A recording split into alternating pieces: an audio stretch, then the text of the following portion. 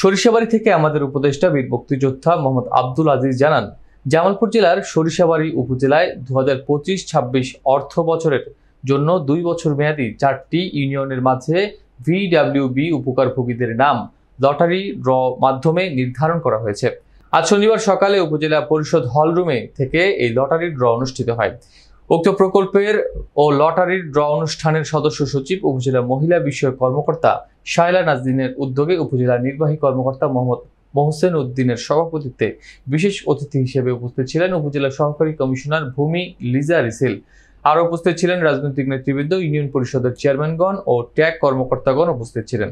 এ ব্যাপারে উপজেলা মহিলা বিষয়ক কর্মকর্তা শায়লা নাজনীন জানান, উপজেলা 8 ইউনিয়নের জন্য মোট ভিডব্লিউবি উপকারভোগীদের সংখ্যা 2643টি।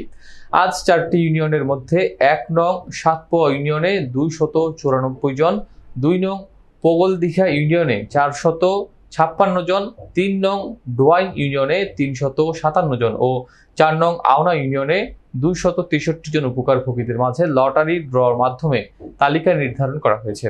অবশিষ্ট 4টি ইউনিয়নের মাঝে আগামী সোমবার লটারির ড্র অনুষ্ঠিত হবে বলে জানিয়েছেন। তিনি আরো বলেন, স্বচ্ছতা বজায় রাখার লক্ষ্যে এ পদ্ধতি গ্রহণ করা হয়েছে।